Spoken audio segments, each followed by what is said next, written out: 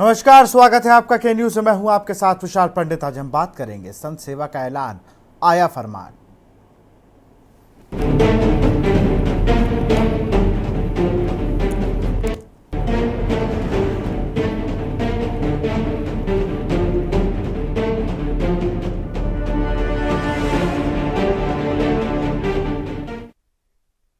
बटोगे तो कटोगो बयान से आगे बढ़ते हुए मर्यादा पुरुषोत्तम श्री राम की तपोस्थली चित्रकूट से संघ प्रमुख मोहन भागवत ने कहा कि स्वयं सेवकों से सनातन और संतों की सेवा में तत्पर रहने का आह्वान किया है।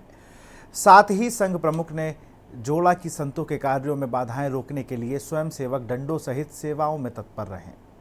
उन्होंने सनातन धर्म की रक्षा के लिए समर्पण के भाव पर भी जोर दिया। बांग्लादेश में तख्ता पलट और बहराइच दंगों के बाद संघ प्रमुख का बयान भारतीय राजनीति में उबाल लाने वाला माना जा रहा है। सवाल है कि कानून व्यवस्था कायम रखने के लिए पुलिस की मुस्तैदी के बाद स्वयं सेवकों से डंडा सहित तैयार रहने के आह्वान के क्या मायने निकाले जाने चाहिए। उन्होंने कहा कि वर्तमान में कुछ ताकतें भारत को दबाने का प्रयास कर रही हैं, लेकिन सत्य कभी दबता नहीं। सत्य का समय आता है तो वह सर चढ़कर बोलता है। साथ ही शास्त्रों की आवश्यकता पर जोर देते हुए कहा कि शस्त्र धारण करने वाले में राम जैसे विचार होने चाहिए। संतों के विचारों को दिव्य बताते हुए कड़वा चूर्ण बताया और दावा किया कि इससे जीवन में सुधार आता है। कहा कि अयोध्या सबकी है और राम मंदिर सनातन का है, इसलिए सभी सनातनियों को मिलकर अपने धर्म और संस्कृति की रक्षा करनी चाहिए। संत और संघ में समानता साबित करते हुए दावा किया गया कि संत मंदिर में रहकर पूजा करते हैं, जबकि संघ कार्यकर्ता बाहर रहकर उनकी सुरक्षा में रहते हैं। सनातन को वैश्विक ठहराते हुए दावा किया गया कि सनातन धर्म मानने वाले विदेशों में भी हैं, इसकी महिमा का प्रचार प्रसार कर रहे हैं। मूल बात पर वापस लौटते हुए भागवत ने सभी सनातनियों से एकजुटता का आह्वान करते हुए कहा कि कर्तव्य पथ पर डटे रहे और सत्य के लिए कार्य करते रहे। असत्य कुछ समय तक भ्रम फैला सकता है, लेकिन अंततः सत्य की ही विजय होगी।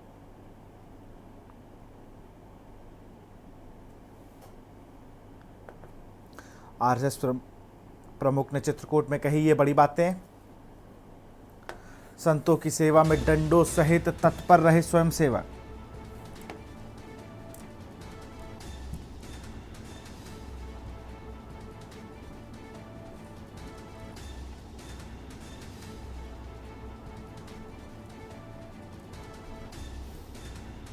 स्वयं सेवक बाहर उनकी सुरक्षा में रहते हैं और संत अंदर मंदिर में। समय आने पर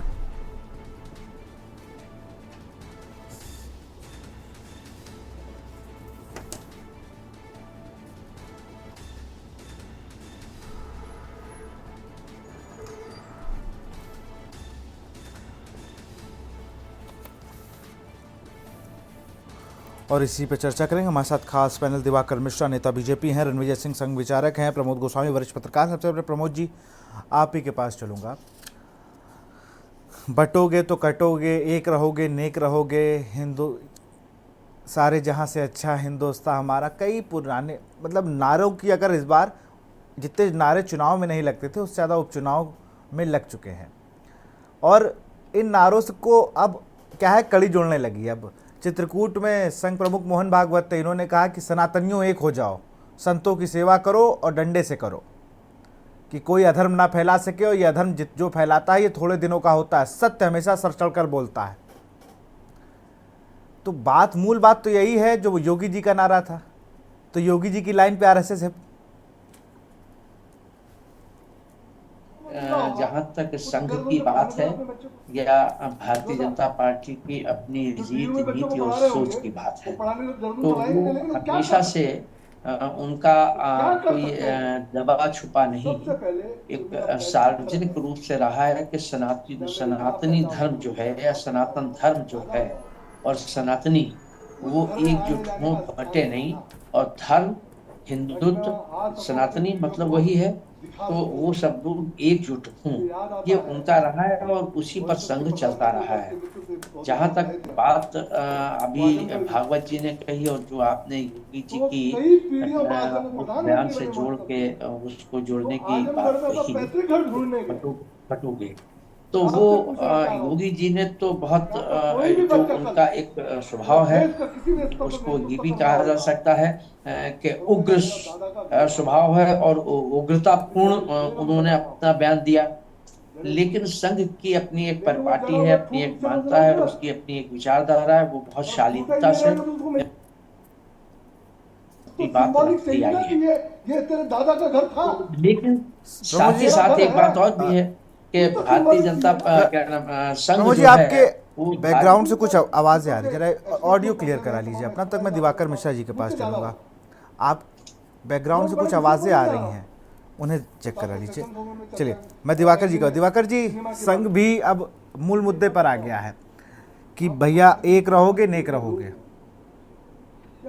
और बटोगे तो कटोगे के नारे को अब आगे बैठा दिया। उन्होंने कहा कि सनातनियों जितने हो, राम सबके हैं, और सब्सिडी के चक्कर में चक्कर काटते रहते हैं। क्या आप एग्जाम्पल नहीं दे सकते क्या? इसको आप कैसे देख रहे हैं? विपक्षी फिर लगातार कहते हैं कि भाई ये देखिए,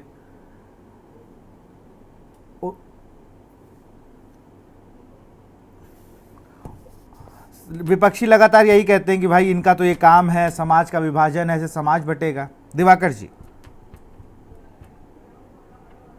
माध्यम से कहना चाहता हूं कि सनातन अनादि है, अनंत है। विश्व की जितनी भी संस्कृतियां हैं वह सनातन से ही निकली हुई हैं। इस सृष्टि की रचना ब्रह्मा जी ने की थी, और जो हमारा इतिहास है उसमें अगर आप इस्लाम की बात करते हैं तो उनका जो भी इतिहास है, जो साहित्य है, वो 5000 वर्षों का है जी। जो क्रिश्चियंस हैं उनका जो है इतिहास 2024 वर्षों का है। परंतु यह जो सनातन है यह अनादि है, अनंत है।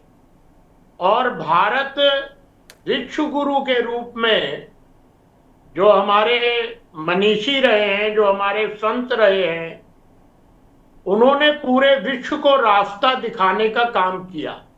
बिल्कुल। बीच में आक्रांताओं ने हम पर हमले किए, मुगलों ने हमारे सनातन को नष्ट करने का प्रयास किया, और बाद में कुछ वर्षों तक अंग्रेजों ने ऐसा प्रयास किया।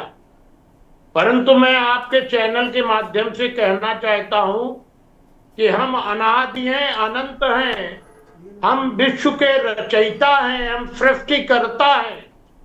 तो यह जो संस्कृतियां हमारे बाद निकल करके आई हैं, वह कितना भी प्रयास करेंगे वह सनातन को नष्ट बिल्कुल, नहीं मैं कर दिवाकर जी आपकी सारी बातों से सहमत हूं, लेकिन ये लोकसभा के बाद से क्या हो गया आरएसएस और बीजेपी को? देखिए, यह जो सनातन है इसको अगर आप चुनाव से जोड़ करके देखेंगे तो यह तो बहुत छोटी मानसिकता का परिचायक होगा। संघ जो है सर्वे भवन्ति सुखिना, सर्वे सन्तु निरामया, सर्वे भद्राणि पश्यन्तु मां कश्चित् दुख भाग भवेत्। इस धारणा को लेकर के चलता है। हमने दर्शन दिया है, वसुधैव कुटुंबकम का दर्शन दिया है, और यह चुनाव हमारे लिए कोई साध्य नहीं है। हाँ, यह आवश्यक है कि अगर भारत में सनातनी सरकारें होंगी, अच्छी सरकारें होंगी, जो सर्वे भवन्ति सुखिना की दर्शन के साथ चलेंगी, तो हमें विश्व गुरु बने रहने में, आगे बढ़ने में, 2047 में विकसित भारत बनाने में सहयोग मिलेगा।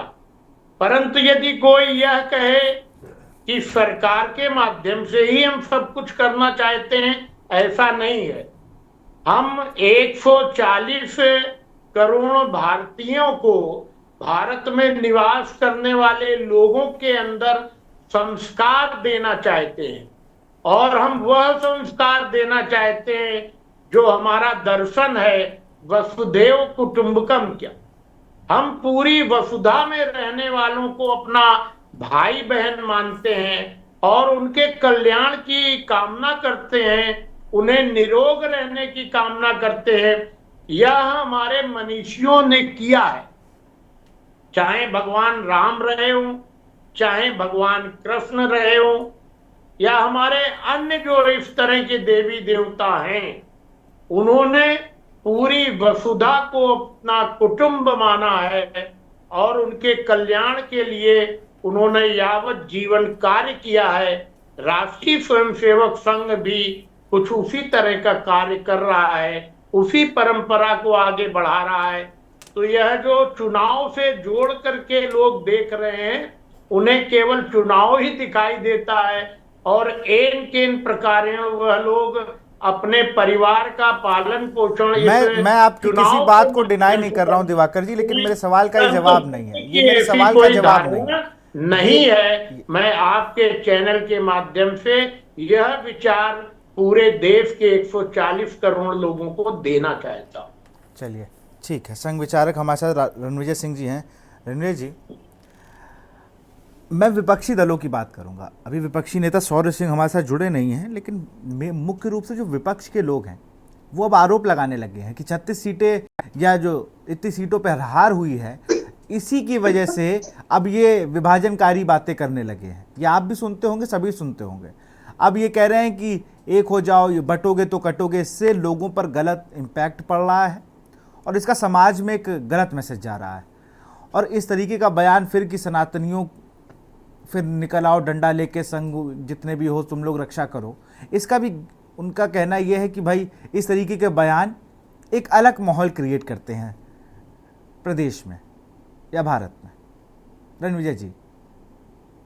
विशाल जी, हमारे पूज्य मोहन भागवत जी ने जो कहा उसको पूरे संदर्भ में देखने की जरूरत है जी।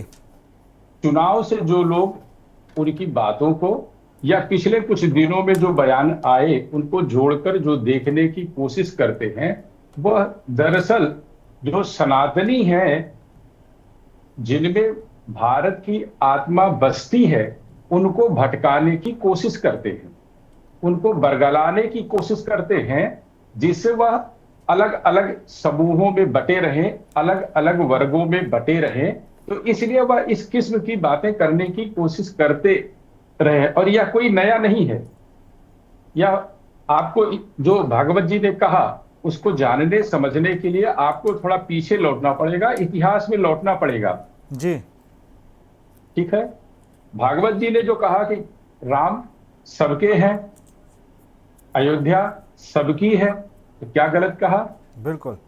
और आप क्या संघ ने या संघ के किसी पदाधिकारी ने कभी यह कहा कि राम केवल हमारे हैं, राम केवल संघ के हैं, या अयोध्या केवल हमारी है या केवल संघ की है? उन्होंने कहा सबका स्वागत है, सबको निमंत्रण भेजा उस बड़े समारोह के लिए। लेकिन आज तक वहां जो लोग बांटने वाली बात करते हैं कि नहीं, इनमें ये जातियों में आप बटे रहिए, वहां केवल संघ के लोग जाते हैं, वहां केवल ऐसे लोग जाते हैं, केवल वैसे लोग जाते हैं, वो क्या वहां गए?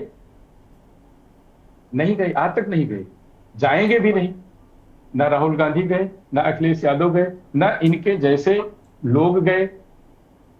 यह केवल बातें करते हैं। बातें इसलिए करते हैं कि दरअसल बांटने का जो काम है वह यही लोग कर रहे हैं।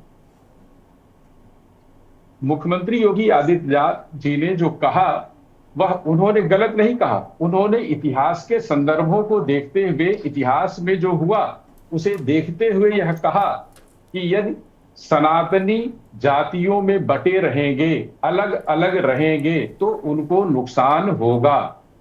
इसमें कौन सा तथ्य गलत है?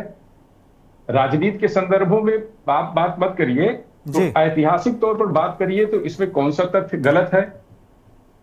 भागवत जी ने जो कहा कि हम साधु संत जो उनकी रक्षा करेंगे, स्वयंसेवक डंडे लेकर खड़े रहेंगे, जो विधर्मी आएंगे उनको परेशान करने के लिए। जी। हम उनको वहां से भगाएंगे। जो विदर्भी, जो उद्दंडी उपद्रवी किस्म के लोग जो आएंगे उनको वहां से भगाया जाएगा।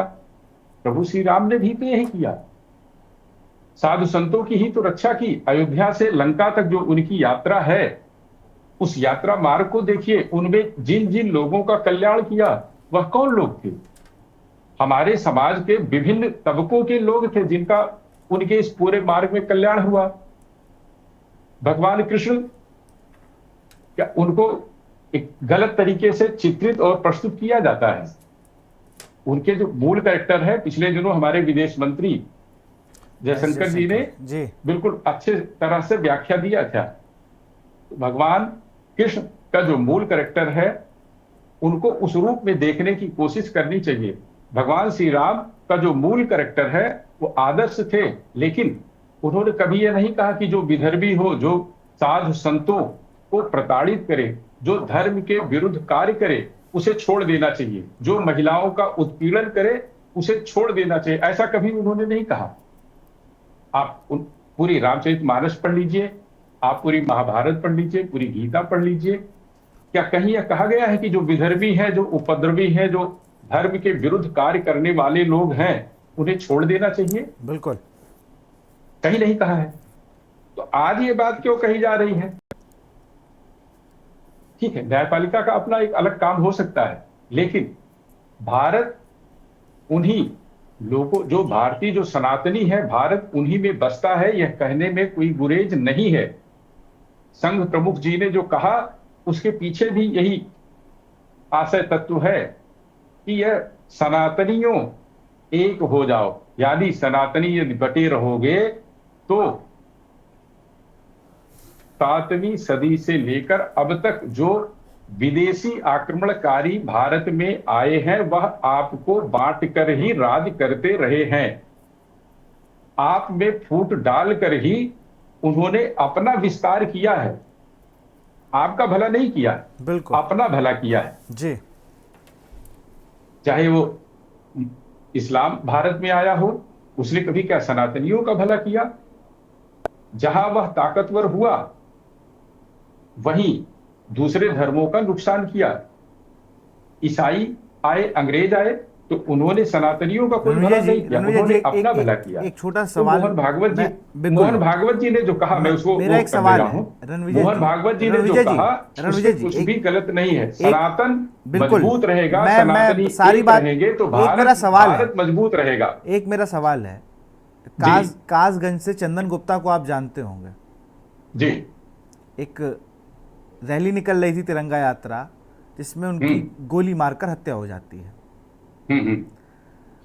उनके पिता कल धरने पे बैठते हैं और अभी भी उनको न्याय की गुहार है। और हिंदूवादी नेता था संजय गुप्ता, बिल्कुल था, सब लोग बहुत लोग गए भी, लेकिन अभी भी न्याय की गुहार है। तो रक्षा करने की जब बात आती है तो वो तो कर रहे हैं, लेकिन उनके साथ अगर कुछ हो जाता है तब उनके साथ क्या होगा? कोई है ही नहीं। वो बेचारे, उनके पिता कल अपनी इस सरकार में उनको धरने पे बैठना पड़ रहा है, कोई सहयोग नहीं है उनका। नहीं, चंदन गुप्ता जी का जो मामला है जी, उसमें जो प्रशासनिक व्यवस्था है, जो पुलिस की व्यवस्था है, वह अपने हिसाब से काम करेगी। जो भी उनके मामले में न्याय संगत, तर्क संगत कदम उठाना होगा, वह प्रशासन, पुलिस प्रशासन, शासन उठाएगा। ठीक है, हो सकता है उनकी बात कहीं इधर उधर भटक गई हो, मैं उसके संदर्भ में नहीं कोई बात कह रहा हूं, लेकिन उनको न्याय मिलेगा। जैसे अन्य और खास तौर पर उत्तर प्रदेश में जिस किसी के उत्पीड़न की कोशिश हुई है, योगी आदित्यनाथ जी की सरकार में उन सबको न्याय प्राप्त हो रहा है। इसमें पूरे देश में अगर कानून व्यवस्था के मामले में कहीं किसी सरकार की चर्चा होती है तो वह योगी आदित्यनाथ जी की सरकार की होती है। तमाम लोग, दक्षिण भारत के तमाम राज्यों के नेता, उप मुख्यमंत्री, मुख्यमंत्री इस बात का उदाहरण देते हैं कि अगर कहीं कानून व्यवस्था सबसे अच्छी है, मैं उस बात की बात नहीं कर, 2000 चलिए मैं रणविजय जी, मैं इसलिए से कह रहा हूँ ना, क्योंकि जब बात होती है कि हिंदूवादी सरकार है, हिंदूवादी लोग हैं, जब सब कुछ आपके पास है, तो फिर वो 2021 में भी डेरा डाला इसी सरकार के खिलाफ कि भाई आपने वादा खिलाफी कर दी। चंदन गुप्ता के पिता सुशील कुमार गुप्ता, उन्होंने ये बात कही, कल भी यही बात कही, सरकारी नौकरी की बात कही थी, संविदा तक पे नहीं लाए। तो इन सब पर भी ध्यान देना होगा कि अगर ऐसे एग्जाम्पल आप देने पड़ लेंगे हम लोगों को तो दिक्कत वाली बात है। फिर और लोग कैसे कहेंगे कि भाई अगर हमें कुछ हो जाता तो हमें परिवार को क्या होगा। विशाल जी, चंदन गुप्ता जी का जो मामला है वह उसमें उनको उचित तरीके से न्याय, चलिए मैं चाहता हूँ आप लोग भी प्रयास करें। किसी ने अपना बेटा खो दिया, किसी ने अगर अपना बेटा खो दिया तो कम से कम उसको ये ढांढस रहे कि अगर वो किसी के लिए था तो उसके लिए भी लोग खड़े हैं। प्रमोद जी के पास चलूंगा, हमारे साथ शौर्य सिंह समाजवादी पार्टी के नेता हैं, वो भी जुड़ चुके हैं, उनके पास भी चलूंगा। प्रमोद जी, आपकी आवाज उस समय जी आवाज आ रही है? हाँ आ रही सर। हाँ, विशाल जी देखिए, अभी मिश्रा जी ने और सिंह साहब ने जी जो बात कही वो निश्चित रूप से जो हमारा सनातन धर्म है, या जो सनातन धर्म का अर्थ ही वासुदेव कुटुंबकम ही है जी, कि सभी लोग स्नेहपूर्ण और भाईचारे के रूप में रहें, इसमें कोई दो राय नहीं, ये बात सच है। लेकिन जो सत्ता की प्राप्त करने की जो मंशा या जो भावना है, वो कहीं ना कहीं सनातन धर्म की जो अवधारणा है उसको कहीं ना कहीं वो विखंडित करता है या कमजोर करता है, जहां तक मैं समझता हूँ। राजनीति के लिए समाज में आप देख लीजिए, अब उसकी बड़ी व्यापक उस पर चर्चा की जा सकती है कि वो चाहे कोई भी दल हो, चाहे वो संघ से जुड़ा दल हो या संघ से बाहर के और विपक्षी दल हो, समूचे, मैं एक समूची बात कर रहा हूं, मैं एक इंडिविजुअल बात नहीं कर रहा हूं। तो उसके लिए अगर जो सनातन की व्याख्या है तो सनातन की व्याख्या के हिसाब से एक वो परसेप्शन बनाना होगा राजनीति में। लेकिन वो सत्ता को प्राप्त करने के लिए आप ये देखिए कि कहीं जातियों में बांट रहे हैं, धर्म के नाम पर बांट रहे हैं।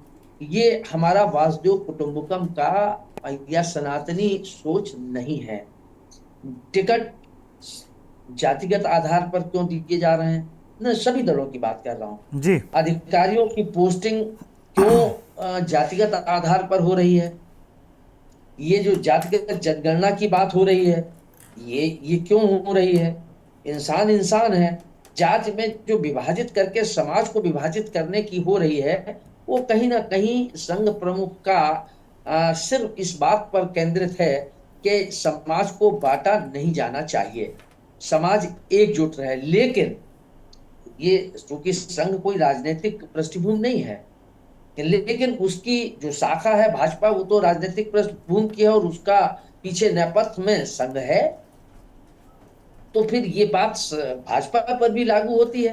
ये मुझे लगता है सभी दलों पर ये बात लागू होती है कि भाई अगर आप बात आप अलग कर रहे हो, टिकट बंटवारे में अलग हो जाता है, पद देने में अगर मेन बॉडी में कोई पद भी दे रहा है तो भी उसमें देखते हैं ध्यान। विशाल जी, मैंने पहले कहा कि एक लंबी बहस का या लंबी चिंतन का चर्चा का विषय हो सकता है, आधा घंटे में नहीं हो सकती, इसलिए उसको मैंने संक्षिप्त में बात कही है।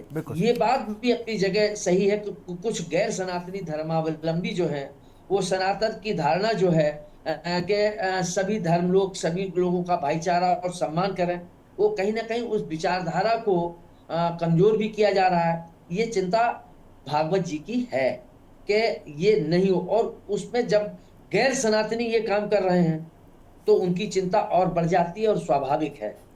चलिए, शौर्य सिंह हमारे साथ जुड़ी हुई हैं, सपा की नेता हैं। मैम, आप इस बयान को कैसे देखती हैं?